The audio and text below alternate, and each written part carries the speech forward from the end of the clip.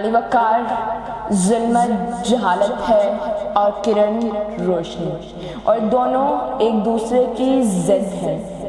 علی وقار فرعونوں کے اس دیس میں کہ جہاں حکم ہو کہ ہر سوال کرنے والے کی زبان کاٹ دی جائے، ہر احتساب کرنے والے کے ہاتھ قلم کر دیے جائیں، جہاں حکم ہو کہ ہر انصاف کرنے والے کو سرے بازار ننگا کر دیا جائے اور ہر ایماندار کو سرعام موت کے گھاٹ اتار دیا جائے۔ علی وقار جہاں حکم ہو کہ اس دیس کے سارے قلم خرید لیے جائیں اور جو نہ بکے وہ توڑ دیے جائیں، جہاں حکم ہو کہ سارے جاہلوں کو زندہ چھوڑ دیا جائے اور جو چند پڑھے لکھے ہیں انہیں وطن بدر کر دیا جائے یا زندانوں میں مقید کر دیا جائے، جہاں حکم ہو کہ والے عدل خرید لیے جائیں یا ان پر تالے ڈال دیے جائیں، جہاں حکم ہو کہ دستور کی کتاب جلا دی جائے یا اپنی مرضی کی نئی بنا لی جائے۔ علی وقار جس دیش میں شعور پر جلادوں کا پہرا ہو اور جس دیش کے نگہبان یہ حکم صادر کرے کہ شعور کی ہر شمع کو گولیوں سے اڑا دیا جائے۔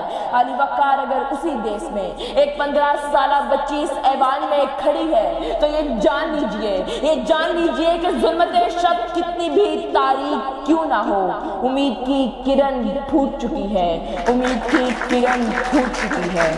میں یہ نہیں کہتی کہ میرا سر نہ ملے گا، مگر تمہیں میری آنکھوں میں ڈر نہ ملے گا۔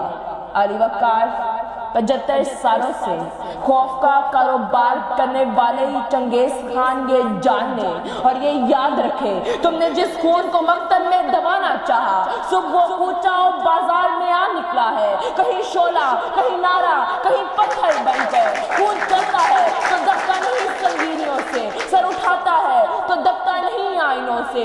ظلم کی بات ہی کیا، ظلم کی اوقات ہی کیا، ظلم بس ظلم ہے، آغاز سے انجام تلک، آغاز سے انجام تلک۔ علی وقار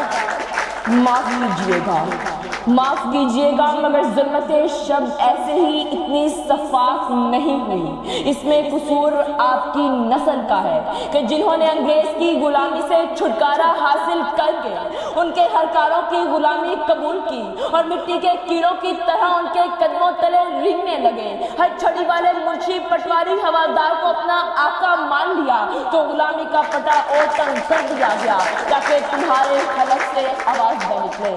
علی وقار جب خراب ایمبولینس میں تمہارے قائد کی سانسیں اکھڑتی رہی تم خاموش رہے، مادر ملت کو ننگی گالیاں دیتے رہے، تم خاموش رہے اور قائد ملت کو گولیوں سے چھلنی کیا جاتا رہا، تم خاموش رہے اور جنہوں نے سرحدوں کی حفاظت کرنا تھی وہ پارلیمان میں براجمان رہے، تم خاموش رہے اور تمہارے سامنے تمہارے وطن کو 2 لخت کر دیا گیا، تم خاموش رہے، تمہارے مقدس آئین کی تذلیل کی جاتی رہی، تم خاموش رہے اور تمہارے وطن کو لوٹا گیا۔ اے نعروں پہ نعرے ہوتے رہے، تم نہ صرف خاموش رہے بلکہ گندی حرکتوں پہ تالیاں بجاتے رہے اور آوے ہی آوے کے نعرے لگاتے رہے، مگر اس میں تمہارا کیا قصور؟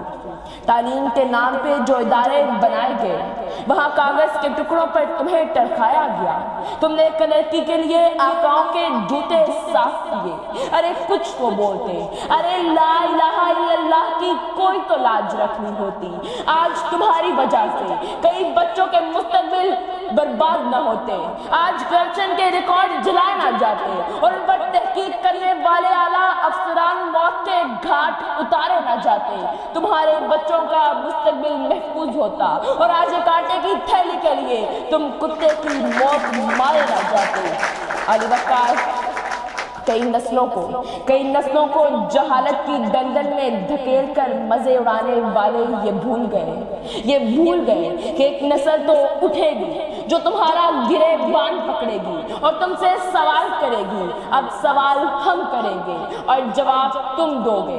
ہم نے ٹھان لی ہے کہ ہم جہاد کریں گے، وکیل بن کر عدل کے ایوانوں میں، سیاستدان بن کر حکومت کے ایوانوں میں، ارشد شریف بن کر وقت کے یزید کو للکاریں گے، ڈاکٹر رضوان بن کر ہر طاقتور کا احتساب کریں گے، اقراری حسن بن کر رشوت خوروں کے گھروں میں گھس کر چن کر ماریں گے۔ وقت بدل گیا ہے، اور احسن الخالقین نے ہمیں اس لیے تخلیق کیا تھا کہ یہ کائنات ہمارے بغیر نامکمل تھی، اور ہمیں زمین پر رنگنے والے کیڑے سمجھنے والوں، اپنی آنکھیں کھولو اور دیکھو، ہر جانب شعور اور امید کی کرنیں بکھر چکی ہیں، انہیں روک سکتے ہو تو روک لو۔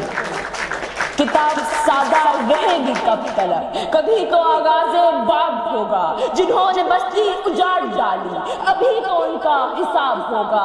سحر کی خوشیاں منانے والوں، سحر کے تیور بتا رہے ہیں کہ اب اتنی گھٹن بڑھے گی کہ سانس لینا عذاب ہوگا، سانس لینا عذاب ہوگا۔ وہ دن گئے کہ جب ہر ظلم کو ادائے محبوب کہہ کر خاموش تھے ہم، اب جو بھی اینٹ اٹھے گی پتھر اس کا جواب ہوگا۔ سکوت صحرا میں بسنے والوں، زرارتوں کا مزاج سمجھو، آج کا دن سکون سے گزرا، کل کا موسم خراب ہوگا۔ زمین بیچ ڈالی، زمن بیچ ڈالا، لہو بیچ ڈالا، بدن بیچ ڈالا، کیا میرے گلشن کی ہر شے کا سودا، شجر بیچ ڈالے، چمن بیچ ڈالا۔ کرتے تھے جو زمین و مکا کے وعدے، میرا جائے مدفن میرا کفن بیچ ڈالا۔ میں روٹی میں کپڑے میں الجھا رہا، غداروں نے میرا وطن بیچ ڈالا، غداروں نے میرا وطن بیچ ڈالا۔ شکریہ۔